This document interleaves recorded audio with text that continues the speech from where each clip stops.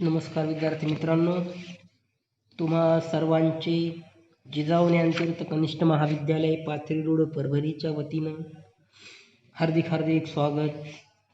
विद्यार्थी मित्रांनो, आपण 12वी अर्थशास्त्र या विषयाच्या माध्यमातून 8वा जो पाठ आहे भारतातील सार्वजनिक वित्त व्यवहार त्या पाठाचा आपण आढावा घेत आहोत.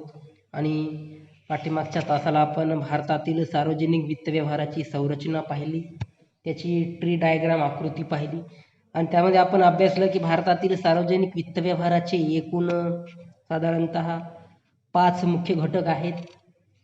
त्या 5 मुख्य घटकांची माहिती आपण घेत आहोत आणि त्याच्यापैकी आतापर्यंत आपण पहिला जो घटक आहे सार्वजनिक खर्च नावाचा, तो सार्वजनिक खर्च पाहिला. त्यानंतर सार्वजनिक खर्चाची प्रवृत्ती आपण पाहिली. सार्वजनिक खर्चामध्ये वाढ होण्याची कारणं सुद्धा आपण त्या ठिकाणी अभ्यासली. त्यानंतर काल आपण दुसरा जो भारतातील सार्वजनिक वित्त व्यवहाराचा दुसरा जो घटक आहे सार्वजनिक उत्पन्न नावाचा, तो घटक आपण सुरू केला. सार्वजनिक उत्पन्नाचे मुख्यतः 2 स्रोत आहेत, एक म्हणजे कर उत्पन्न आणि दुसरा म्हणजे करेत्तर उत्पन्न. त्यामध्ये काल आपण पहिला जो घटक आहे कर उत्पन्न, कर म्हणजे काय, कराच्या 2 व्याख्या, कराची 4 वैशिष्ट्ये या घटकांचा आपण काल आढावा घेतला. त्यासोबतच कराचे जे 2 प्रकार आहेत, प्रत्यक्ष कर आणि अप्रत्यक्ष कर, त्याचा देखील आपण आढावा घेतलेला आहे. आज आपण प्रत्यक्ष कराचे वर्गीकरण ज्या 3 गटामध्ये केले जाते त्या 3 गटाची माहिती अगोदर आपण जाणून घेऊ आणि नंतर करेत्तर उत्पन्नाचे जे स्रोत आहेत त्या स्रोतांची आपण या ठिकाणी माहिती प्रामुख्याने घेणार आहोत. तर बघा, अगोदर आपण कराच्या कायद्यानुसार प्रत्यक्ष कराचं वर्गीकरण ज्या 3 गटामध्ये केलं जातं त्या 3 गटांची माहिती आपण घेऊ. बघा, प्रत्यक्ष कराचं वर्गीकरण 3 गटामध्ये केलं जातं. जो करदात्याच्या उत्पन्न आणि संपत्तीवर आकारला जातो त्याला प्रत्यक्ष कर आकार असं म्हणतात. करदात्याला कराचा भार इतरांवर हस्तांतरित करता येत नाही आणि त्यामुळे प्रत्यक्ष कराचा कराघात आणि करभार एकाच व्यक्तीवर पडतो, हे आपण काल अभ्यासलं. तर याच प्रत्यक्ष कराचे 3 गट त्या ठिकाणी आहेत. कोणकोणते आहेत बघा, एक आहे प्रमाणशील कर, दुसरा आहे प्रगतिशील कर आणि तिसरा आहे प्रतिगामी कर. तर बघा, काय हे कर आहेत आपण जाणून घेऊ. पहिला आहे प्रमाणशील कर. तर व्यक्तीच्या उत्पन्नावर जेव्हा एकाच दराने कर आकारणी केली जाते तेव्हा त्यास प्रमाणशील कर असे म्हणतात. म्हणजे व्यक्तीचं उत्पन्न आहे आणि जेव्हा व्यक्तीच्या उत्पन्नावर आकारला जाणारा जो कर आहे त्या कराचा दर जर सारखाच असेल, जेव्हा सारखा असतो तेव्हा एकाच दरानं व्यक्तीच्या उत्पन्नावर कराची आकारणी करणं किंवा कराची आकारणी करताना त्याचा दर समान ठेवणं, जेव्हा समान ठेवला जातो तेव्हा त्याला प्रमाणशील कर असे म्हणतात. उदाहरणार्थ, समजा भारत सरकारनं जाहीर केलं की भारतात राहणाऱ्या ज्या व्यक्तीचं उत्पन्न 6 लाखापेक्षा जास्त आहे अशा व्यक्तीला त्याच्या उत्पन्नाच्या 10% कर भरावा लागेल असं जर जाहीर केलं तर हा 10% काय झाला प्रमाणशील कर झाला. कारण 10%चं प्रमाण 6 लाख रुपयापेक्षा ज्याचं उत्पन्न जास्त असेल त्या प्रत्येक व्यक्तीला 10% दरानं काय करावं लागणार, कर त्या ठिकाणी भरावा लागणार.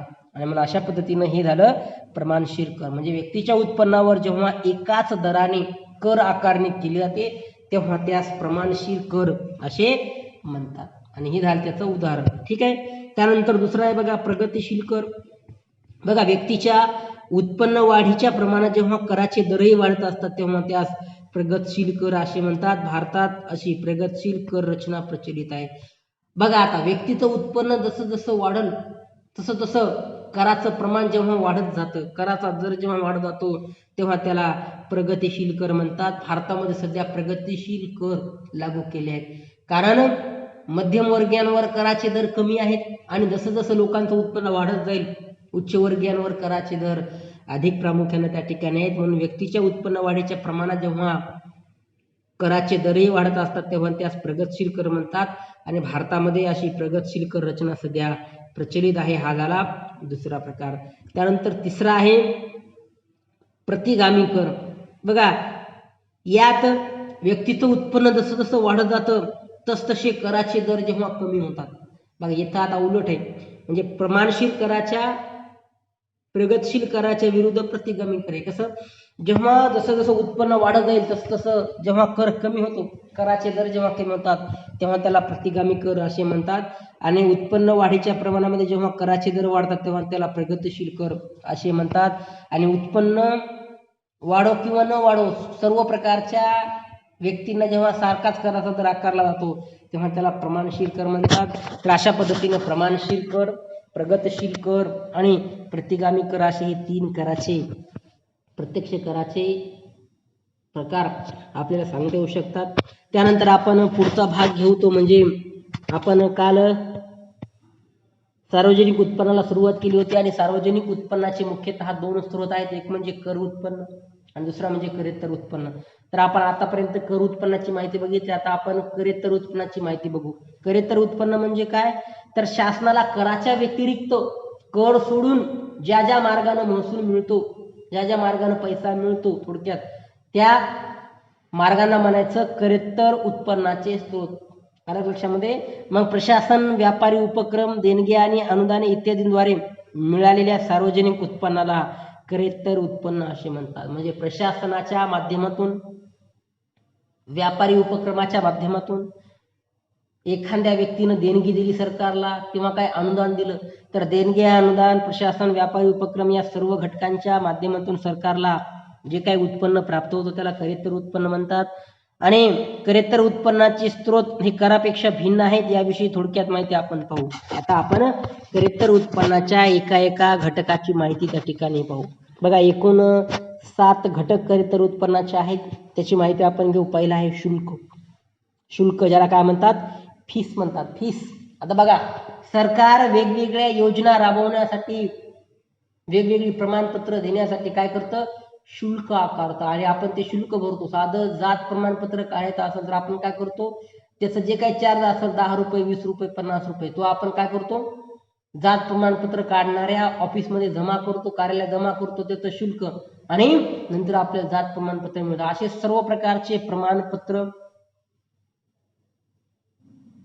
सर्व प्रकारचं शिक्षण घेण्यासाठी, सर्व प्रकारच्या संस्थांची नोंदणी करण्यासाठी जे शुल्क सरकारकडून घेतलं जातं त्याला म्हणायचं शुल्क किंवा फीस. तर कर कोणत्याही मोबदल्याविना सक्तीने द्यावा लागतो, तर शुल्क हे शासनाने पुरवलेल्या सेवेबद्दल दिलं जातं. शासन जी सेवा आपल्याला पुरवतं ती सेवा मिळवण्यासाठी आपण जो काही मोबदला शासनाला देतो, शासनाची सेवा मिळवण्यासाठी आपण शासनाला जो काही मोबदला देतो त्याला शुल्क असे म्हणतात. उदाहरणार्थ, सरकारनं शिक्षणाची सुविधा उपलब्ध केली, पण हे शिक्षण जेव्हा आपल्याला मिळवायचं असतं तेव्हा शिक्षण घेण्यासाठी आपण काहीतरी त्याची फीस देतो, जी काय असेल ती 1000, 2000 ती फीस आपण देतो. म्हणून शैक्षणिक शुल्क, नोंदणी शुल्क, मुद्रांक नोंदणी शुल्क किंवा जात प्रमाणपत्राचं शुल्क किंवा कोणतेही प्रमाणपत्र काढायचं असेल तर त्याचं शुल्क, असे सर्व प्रकारचे शुल्क सरकारकडून आकारले जातात. आणि म्हणून शुल्क हे सरकारच्या करेत्तर उत्पन्नाचं पहिलं साधन किंवा पहिला स्रोत त्या ठिकाणी आहे. त्यानंतर दुसरा करेत्तर उत्पन्नाचा स्रोत आहे तो म्हणजे सार्वजनिक वस्तू आणि सार्वजनिक सेवांच्या किमती. जेव्हा सरकारकडून लोकांच्या आर्थिक कल्याणासाठी आधुनिक शासन आपल्या नागरिकांना विविध वस्तू व सेवांची विक्री करतं, आणि सरकारनं बनवलेल्या वस्तूंची आणि सरकारनं बनवलेल्या सेवांची जेव्हा विक्री नागरिकांना केली जाते तेव्हा अशा वस्तू व सेवांचा लोकांनी शासनाला दिलेला मोबदला म्हणजे त्या वस्तूची किंमत होय. उदाहरणार्थ रेल्वे भाडे, टपाल सेवा इत्यादी. आणि म्हणून रेल्वेनं जर आपण प्रवास केला तर आपल्याला रेल्वेचं भाडं द्यावं लागतं, बसनं प्रवास केला तर बसचं भाडं आपल्याला द्यावं लागतं. म्हणून रेल्वे, बस या काय आहेत, सार्वजनिक वस्तू आहेत. पोस्टामध्ये आपल्याला एखादं काही पत्र वगैरे पाठवायचं असेल तरी सुद्धा आपल्याला त्याची किंमत मोजावी लागते. म्हणून सार्वजनिक वस्तू आणि सेवा जेव्हा सरकार नागरिकांसाठी पुरवतो तेव्हा नागरिकांकडून जो मोबदला घेतं तेव्हा त्याला सार्वजनिक वस्तू व सेवांची किमती असं म्हणतात.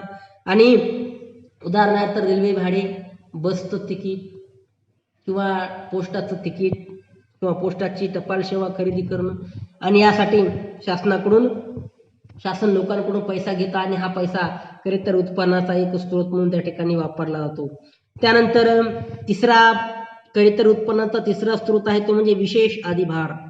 आता विशेष अधिभार काय बघा, शासनाने विशिष्ट भागातील रहिवाशांना दिलेल्या विशेष सुविधांबद्दल नागरिकांनी दिलेला मोबदला म्हणजे विशेष अधिभार होय. म्हणजे एखाद्या शहरातील एखाद्या महानगरपालिकेने किंवा गावातील ग्रामपंचायतीने किंवा तालुक्याच्या पंचायत समितीने किंवा नगरपालिकेने जर काही विशेष सुविधा त्या नगरपंचायत क्षेत्रातील लोकांना दिल्या, उदाहरणार्थ स्थानिक स्वराज्य संस्थांनी चांगले रस्ते बांधून दिले, 24 तास ऊर्जेची उपलब्धता करून दिली, चांगल्या पाणी पुरवठ्याच्या सुविधा उपलब्ध करून दिल्या, तर बघा जेव्हा पाणी पुरवठ्याच्या सुविधा जेव्हा उपलब्ध करून दिल्या जातात तेव्हा पाणीपट्टी कर आकारला जातो.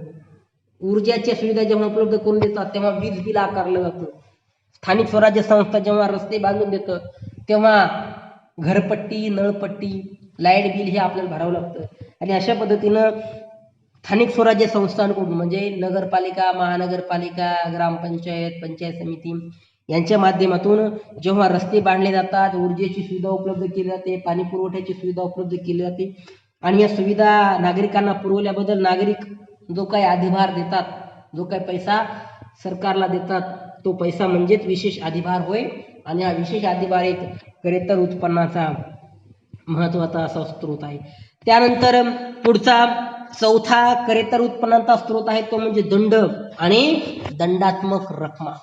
बघा आता दंड, शासनानं घालून दिलेले नियम जे आहेत ते शासनाने घालून दिलेले वाहतुकीचे नियम असतील किंवा इतर कोणतेही नियम असतील, त्या नियमांचं पालन जर कोणी नाही केलं तर नियमाचं पालन न करणाऱ्याला शासन काय करतं, दंड आकारतं. आणि भारतातील दंड हे प्रामुख्यानं काय आहेत, आर्थिक स्वरूपामध्ये आहेत. म्हणजे ट्रॅफिक सिग्नल तोडलं तर 300 रुपयाची 300 रुपयाची पावती आपल्याला भरावी लागते. मग हे 300 रुपये जे आहेत ते दंडाच्या माध्यमातून सरकारच्या तिजोरीमध्ये जमा होतात. किंवा काही थोडाफार किरकोळ स्वरूपाचा गुन्हा केला तर तिचं सुद्धा आर्थिक तरतूद त्याची असते. म्हणून देशातील कायदे व नियम मोडणाऱ्या लोकांवर शासन दंड आकारतं. हा दंड आकारण्याचे उद्दिष्ट उत्पन्न कमवणे नसून लोकांना शासनाचे नियम तोडण्यापासून परावृत्त करणे हा त्या पाठीमागचा उद्देश आहे. उदाहरणार्थ वाहतुकीचे नियम मोडल्याबद्दल होणारा दंड. वाहतुकीनं काही नियम दिलेत की याच मार्गाने प्रवास केला पाहिजे, जर आपण विदाऊट मार्गाने प्रवास केला तर काय होतं, आपल्याला दंड आकारला जातो आणि हा दंडाच्या माध्यमातून शासनाला पैसा त्या ठिकाणी जमा होतो. याला दंड किंवा दंडात्मक रक्कमा या नावानं संबोधलं जातं. म्हणून दंड व दंडात्मक रक्कमा हा एक चौथा घटक शासनाच्या काय आहे, करेत्तर उत्पन्नाचा आहे. त्यानंतर पाचवा घटक आहे तो म्हणजे भेटी, अनुदाने व देणग्या. बघा शासनाला आपल्या नागरिकांकडून व इतरांकडून काही आर्थिक स्वरूपाची भेट मिळाली तर आर्थिक स्वरूपाची भेट मिळाल्यावर त्या भेटीद्वारे सुद्धा उत्पन्न मिळतं. किंवा त्या व्यतिरिक्त शासनाला विदेशी शासन व संस्थांकडून सर्वसाधारण किंवा विशिष्ट हेतूसाठी काही अनुदान मिळू शकतं. काही विशिष्ट प्रकल्प राबवण्यासाठी, काही भागातील लोकांचं कल्याण करण्यासाठी विदेशी संस्था आपल्या देशातील सरकारला काही अनुदान देतात आणि म्हणून या अनुदानाच्या माध्यमातून सुद्धा सरकारला पैसा त्या ठिकाणी प्राप्त होतो. आणि भारतासारख्या विकसनशील देशात विदेशी सहाय्य हा विकास खर्चाचा एक महत्त्वपूर्ण स्रोत झालेला आहे आणि हा उत्पन्नाचा स्रोत अनिश्चित स्वरूपाचा आहे. म्हणजे भेटीच्या माध्यमातून मिळालेलं उत्पन्न, देणगीच्या माध्यमातून मिळालेलं उत्पन्न, अनुदानाच्या माध्यमातून मिळालेलं उत्पन्न हे अनिश्चित स्वरूपाचं आहे. म्हणजे ते निश्चित नाही, ते कधी भेटल कधी भेटणार नाही, त्याची काही शाश्वती नसते. म्हणून अशा प्रकारे भेटी, अनुदाने आणि देणग्यांच्या माध्यमातून सुद्धा सरकारला करेत्तर महसूल त्या ठिकाणी मिळतो. त्यानंतर पुढचा सहावा घटक आहे तो म्हणजे विशेष कर. आता विशेष कर काय बघा, ज्या वस्तूंचा उपभोग नागरिकांच्या आरोग्य आणि हितासाठी बाधक ठरतो अशा वस्तूंवर हा कर लागू केला जातो. दंडाप्रमाणे या कराचे उद्दिष्ट उत्पन्न मिळवण्याचे नसून लोकांनी अहितकारक वस्तूंच्या उपभोगापासून प्रवृत्त व्हावे असे असते. उदाहरणार्थ मद्य, अफू आणि इतर अंमली पदार्थांवरील कर.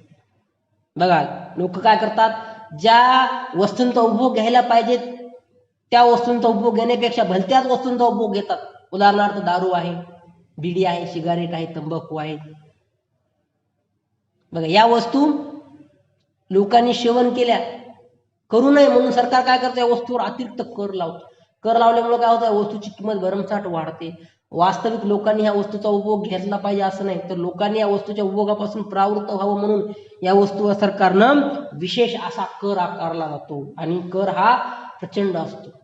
दारूची किंमत जी असते त्या किमतीमध्ये 70% कर असतो, सरकारनं जाणीवपूर्वक लावलेला असतो. म्हणून मद्य, अफू इतर अंमली पदार्थ यांवर लावलेला कर हा विशेष कर आहे आणि याच्या माध्यमातून सरकारला, विशेष कराच्या माध्यमातून सुद्धा सरकारला भरपूर असा महसूल त्या ठिकाणी प्राप्त होतो. आणि आता शेवटचा खरेतर महसुलाचा स्रोत आहे तो म्हणजे सरकारनं उभारलेलं कर्ज.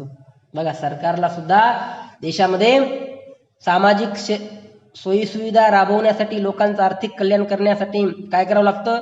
शासनाला लोकांकडून ठेवी, कर्जरोखे इत्यादी माध्यमातून कर्ज घेता येते. याशिवाय विदेशी शासन आणि आंतरराष्ट्रीय नाणेनिधी, जागतिक बँक इत्यादी संस्थांमधून सुद्धा सरकारला कर्ज मिळू शकतं. आधुनिक काळात कर्ज हा शासनाचा अधिकाधिक उत्पन्नाचा स्रोत बनत आहे. म्हणून देशातील लोकांचं आर्थिक कल्याण करण्यासाठी सरकारला कर्ज त्या ठिकाणी घ्यावं लागतं. आणि हे कर्ज बघा कोणाकोणाकडून घेतं? आंतरराष्ट्रीय नाणेनिधी, विदेशी सरकार, जागतिक बँक या सर्वांकडून जेव्हा आपल्या देशाचं सरकार कर्ज घेतं तेव्हा कर्जाच्या माध्यमातून सुद्धा भरपूर असा पैसा सरकारला प्राप्त होतो. आणि म्हणून शासनाने घेतलेलं कर्ज हा एक महसुली उत्पन्नाचा, एक खरेतर उत्पन्नाचा एक शेवटचा स्रोत आहे. अशा पद्धतीने हे 7 खरेतर उत्पन्नाचे स्रोत आणि प्रत्यक्ष कराचे 3 प्रकार आपण या ठिकाणी पाहिले. इथं आपण अशा पद्धतीने थांबू. उद्याला आपण पुढचा जो भाग आहे तो आपण उद्याला घेऊ. ठीक आहे.